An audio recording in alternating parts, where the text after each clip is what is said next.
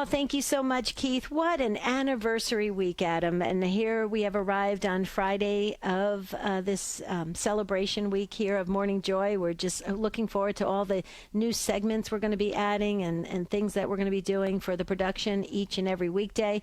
But also on Friday for The Next Right Thing, Adam, we get to brag about that the Spirit World is airing tomorrow. That's right. That's what we get to do. We get to share with you that it's airing tomorrow, 10 a.m. Central, 11 a.m. Eastern. We are taking phone calls, frequently asked questions we're going to be answering, so it's just going to be a great show. We love the Spirit World because you guys love the Spirit World. It's keeping us so energized and excited to keep going, so thank you for embracing the Spirit World to everyone who's listening right now and listens on the weekend. But today is the Friday edition of The Next Right Thing, and we thought for the celebration week, Adam, anniversary week, we would do something special each day. Earlier this week, we interviewed our host, Keith Downey, and that was so exciting. And then we had Dave Vasherez on, of Word of the Day. We had our segment hosts on last week and this week, and some are coming next week as well. So we thought, Adam, let's interview senior producer Tim Mott. What do you say? You know, Deb, until I did this kind of radio project with you, this idea that you had, which has been great, I didn't understand what producers did. And, you know, I kind of know what that word means. Like, okay, well, they're somehow, maybe they're designing the show or the theme of it, but, you know, in radio and in TV too, they're juggling so many things. And people are used to hearing us or hearing the voice of whoever they like on the radio. But, of course, there are so many people working behind the scenes making that possible. There's all this equipment that's running that needs, you know, to be engineered and put together right, and the computers and all of that. But there's these people, right, that sit with all these buttons in front of them and sliders, and they're looking at clocks and keeping track of 6 different things simultaneously, and, you know, hitting the right button to make sure the caller goes on the air. And it's really something, Deb. Mm-hmm. So I think in this anniversary week, you know, people have heard Tim's voice here and there, you know, over time in certain circumstances. He's jumped in a little bit. But Tim, I'd like to hear like a little bit about what it's like to be a producer, whether you feel that's like part of your calling in terms of your work in ministry, or just kind of like, how do you see producing? And am I even describing it correctly? Well, really, yeah, you are. It's in some ways like being an engineer. There's so many different flavors of engineer, and that's all about problem solving. Producer there's a million different ways to do it, but it basically means making the stuff happen. So you do what it takes. You do what the task calls for. And for something like Morning Joy, whenever Debbie has a really great idea, I know that means a lot of work for me. So, but that's a great. It's a lot of work because the ideas are great. So I think you've described it pretty well. And really, when you're working in a nonprofit, and I've been, let's see, not nonprofits, but I've only worked for Christian organizations my entire career. You wear a lot of hats. So I'm doing stuff that often would be handled by different people in different circumstances. So the board op is the one who will manage the mixing of the audio. Like, you've got 3 different hosts, and you want to make sure their levels are the right and they're going to the right place at the right time.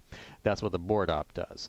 The call screener is the one who actually picks up the phone, talks to the listeners, figures out who's best to go on the air and who's not. That takes a different completely part of your brain. So it's best to have those separated. And then you've got like the program director. That's the person who kind of, you know, does a lot of the content, kind of like, oh, what topics should we be covering today, and who are the best people to call to handle those. Then you've got like sometimes someone who will just do booking of guests. Mm-hmm. And so if the program director says, okay, we need to do topic X, then the person doing the booking will actually be the one to reach out and say, okay, so we need this expert to come on at this time via either phone or Comrex or something, and then this is how long they're going to talk, and this is who you're going to talk to. These are your suggested questions. And let's see what else. Then you've got the editors who, after the fact, can take the recorded material that the board op produced, and then edit it to go into different formats for like replays or on social media. Sometimes they'll do video. Sometimes they'll do like, oh, this was a really juicy 2 minutes right here. Let's take that and put it where we can so the more people will hear it and it's not buried in the middle of a 2-hour file. So there's all of that. And I think I've got a finger in every one of those. I can't do any one of them completely, but I think I do all of them a little bit. And you do it quite well. Well, Tim, the little bits that I do, yes. So we were bragging at the beginning of, or I was bragging for us at the beginning of The Next Right Thing about the Spirit World. You're also the producer of the Spirit World. I am, yes, and that show has changed my life. Matter of fact, when Debbie asked us on Monday, Adam, when you weren't here, about what we learned in the past year, the thing that I said was actually what you said about demons being like bacteria. I had never thought about it that way before, and that analogy was the most helpful thing for my spiritual life in this past year. Just realizing that, yeah, they're everywhere, they're gross, and they can make you sick, but you know they're not really a problem if you focus on wash your hands. Wash your hands. That's right. Just go to confession, stay in a state of grace, focus on Jesus, and demons aren't really a problem. Right. Yeah. Wow. Well, I'm glad that was helpful to you. Wow. Mm-hmm. Yeah. Cool.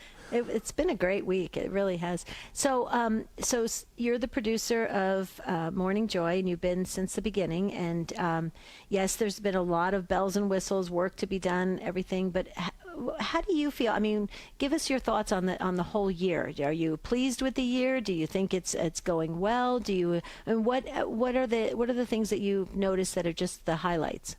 So I may be a little unorthodox when it comes to radio because often you picture these big flashy personalities that want to make a big splash and grab a lot of attention all right away. I am all about the incremental growth. I would rather have one person a day adding on than a million people all at once who then the next week forget about it. And I think that's what I've seen over the past year here. Every metric that we have, like with YouTube or with our podcast downloads or Facebook, all of those have been just showing steady growth day over day over day. And it looks like this is a slope that just goes up and up and up. And I see that as the Holy Spirit, because that's the power of radio, is the repetition.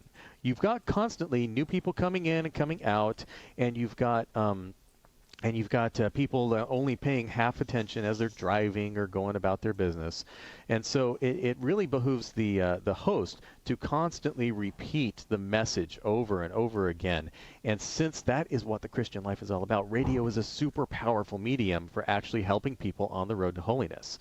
And when you came to us with that idea, Debbie, about this daily program with a whole bunch of different contributors, kind of an anchor person who's holding it all together, that's Keith, and then the whole purpose of it being to infuse the Holy Spirit a little bit into everyone's daily life, just one day at a time. I'm like, yes, that is exactly what radio ought to be doing.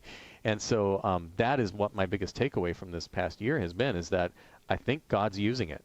Matter of fact, when listeners will, just in the past few weeks, I've gotten several emails from people who say, oh, I set my clock by this. Oh, I have learned so much from this segment. Or, oh, when this one comes, I needed to search for a certain topic, and I needed to find that in your archive. I'm like, wow, these people are coming back to us as a resource because of the work that we've put in over the year so far. And so I just want to continue that for the next year.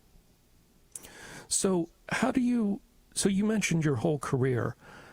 So do you feel fulfilled in doing this work? Does it feel like the work that God wants you to be doing? Yes. Matter of fact, there's a great story I like to tell. Maybe it means more to me than anybody else, but in my I originally wanted to be a musician.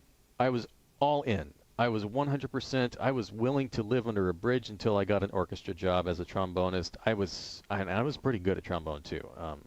I majored in it in college. That was my life. Everyone knew I was the trombone guy, and I was really good, better than everybody else, and I was gonna go for it. Then I met my wife. We got married, and I wanted her more than that music career, and I realized I needed to make money right away. I could not wait for a big payday with or stretch out, drag her along on this horrible ride. So I was getting kind of desperate. I was working 3 part-time jobs, Starbucks church secretary, library. I mean, it's all kinds of stuff. And I was really desperate. So I was sending out resumes just randomly on monster.com. And I wasn't even really paying attention to what I was sending them to. My resume wasn't even fully complete. So I was just like, okay, here's one. I got 2 callbacks. On the same week. And I know we only got a minute here, so I'm going to go to the fast version. One was a janitorial supply company that needed a bookkeeper, and it was owned by a Christian. And the other one was a Protestant radio station. I was Protestant at the time. So it was a Protestant radio station, commercial station, talk station. And so I got both of these callbacks. The interviews it was very interesting. Like when I went to the radio one, the guy interviewing me seemed like he could be my brother, and it was awesome. When I went to the janitorial supply company, it looked like, okay, this is a could be a pretty good fit for me. The janitorial supply company offered me the job first, but I had been waiting to hear back from the radio station, and there was this turmoil in my soul. I was like, which way do I go? And I'm reached across the desk to shake the hand of the guy who's offering me the job as a bookkeeper for the place that sells toilet paper. And I said, that's great. Can I get back to you? And he had this quizzical look on his face. He was like, I just offered you a job, but okay. And I was just like, please, God, if you want me to do this radio thing, then give me a sign. And it came through. Oh, wow. But Adam, isn't that a fascinating story? We just got done this week talking about discerning a vocation. That's a perfect example. Well, that's what I was thinking. Yeah, he had some life experiences with music, had a need, like circumstances changed, the providence changed, his wife appeared in his life, and then he just threw out a bunch of resumes, and he gets 2 back. One that's, probably a fine job, but very probably secular job, bookkeeping. And then this other one, but there was a bit in there, I noticed, Deb, where he kind of knew there was a tug at his heart. Like, I think maybe I'm supposed to do this other thing, and I'm gonna hold out here and see if that works out. Yeah. And of course it did, and here he is, how many years later, and smiling. But the burning question, of course, on my mind, and at least a handful of people, are you still playing trombone? That's and do you still have your trombone? Yeah. Oh man, I got the best Christmas present ever this year. My 12-year-old son came to me and said, "Dad, I'd love for you to teach me trombone." And I was like, "Oh yes!" So I pulled it back out, and I'm getting back in shape, and it's going not too badly. People who knew me in Houston. For a while, I had this big beard for years, and I shaved it just a couple of years ago. And the reason was I wanted to be able to pick up my trombone without having any interference. So even though I've been away from it for a while, I am picking it back up. Interestingly, I had not trained my voice at all, but I found as I was working at this talk radio station that I needed a musical outlet. So I started singing in church choirs, just as one of the people there in the choir, volunteer.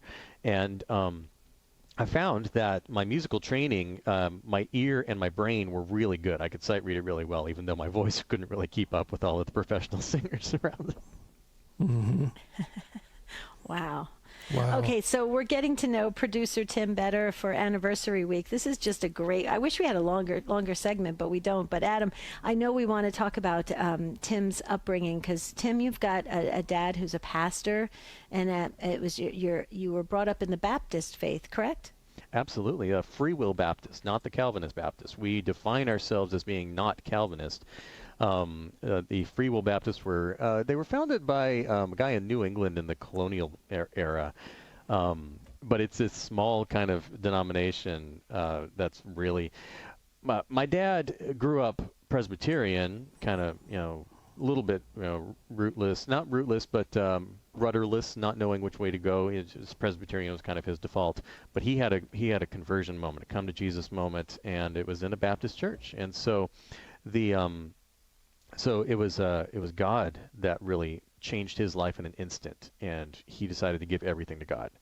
And long story short, he became a pastor in the Free Will Baptist denomination, moved around to different churches in South Carolina, eventually moving 3,000 miles to Oregon completely opposite side of the country from everything that he knew, to pastor a small church. Now, when I say small church, I mean small. Like 50 people on a Sunday is a good day. That is like Easter for them. So it's a small church in a very secular state, far away from his family and everything that he knew, and he gave that up. He gave himself to that because he believes in Jesus and the faith. And he thought that he thinks that everyone should read the Bible and discern the truth and follow that. And he taught me that. He taught me that very well as a pastor's kid. We grew up living across the parking lot in a mobile home from the church. So the church was on one side parking lot and the mobile home on the other, and get up, roll out of bed and walk over there just Sunday morning, watch my dad drink coffee with everybody else, and just absorb all that Bible teaching. We did a lot of Bible training. The Sunday school was a huge thing, and we read our Bible a lot and practice memorizing verses and finding them as fast as possible. And so he taught me that you follow the scriptures and you stay close to where Jesus is. So I don't want to take up too much time, but when I went to college, I realized that I had never been to any other kind of church at all. And I had seen so many. I'm like, college is a time to explore, right? To expand your horizons. I thought, well, if there's any time that I'm going to see what other, like Lutherans and Methodists and Presbyterians and those do, Catholics. No, I no. They're barely Christian. Catholics are barely Christian. Okay. Yeah. Anyway, that's what we thought at the time. I didn't give Catholics a second thought because they were fringe. That we thought that some Catholics might end up in heaven, but it's despite of the Catholic Church. That's what we thought.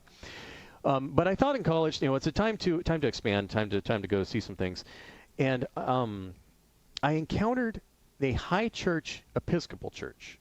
And if you've never been if you think about the Anglican ordinariate, or it smells and bells. It looks very Catholic.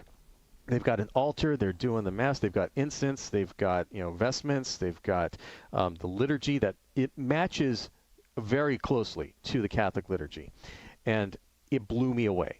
I had never experienced anything like that before, just the beauty of it. I had so many hang-ups. I did not know what the Eucharist was. I did not know about Mary, about praying to saints, about all this genuflecting and all this kind of stuff. And I had all my doubts about this theology. But the beauty of it, the music, the gestures, the fact that everything had a meaning and was so deliberate. It was so different than my experience growing up, where you just sing and pray and read the Bible and then go home. And so I started going there, eventually going to this liturgy, but not partaking of even the Anglican Eucharist there. It got me used to the idea of sacraments. And then, long story short, we moved to Houston later on through life circumstances, looking for an Episcopal church to match that. We could not find one because the Episcopal church was tearing itself apart through liberalism and infighting. I had rejected the Catholic option. I'm like, nope, never going to be Catholic. But a friend said, you should go visit this church, Our Lady of Walsingham. And I was like, okay, whatever. It's probably, it's something to try because we don't have a spiritual home. And when we walked into that church, Our Lady of Walsingham in Houston, which was the principal church of the Ordinariate at the time, it felt like home. There was this immediate sense of God has called you home. This is everything that your Episcopal church was trying to be and wasn't. We went through a discernment process with the priest to enter the Catholic Church, and we had our first Catholic Eucharist the Sunday before Ash Wednesday in 2014, and it was like going from black and white to Technicolor, going from the Anglican Eucharist to the Catholic Eucharist. This is where the fullness of the faith is, and I'm here because my dad taught me to read the Bible. Amazing. Isn't that amazing, Adam? Yeah. I mean, conversion stories they're almost always amazing to see how God works and calls people. So here you are. So thank you for sharing a big part of your story. I hope people appreciate a little bit more about how many people are either behind the scenes or partly behind the scenes, like today, and all the hard work that goes into it. And those are vocations, those are callings, because without that skill, and it takes a lot of skill, it takes a lot of work. It takes a lot of grace. Yeah. Yeah. This would not be possible. So God bless you, Tim, and thank you. Yes, Tim, we absolutely love what you do for us. Thank you so much for being the producer of Morning Joy and the Spirit World. We appreciate your gifts. You always make us sound crystal clear, so we love that. Plus, I've always said this, Adam, Tim's like a walking, talking encyclopedia. He knows pretty much everything. Thank you for listening to The Next Right Thing with angel specialist Debbie Georgianni and religious demonologist Adam Bly. Debbie and Adam are daily contributors to the live radio program Morning Joy, hosted by Keith Downey every weekday on the Guadalupe Radio Network. For more authentic Catholic content, go to grnonline.com/joy.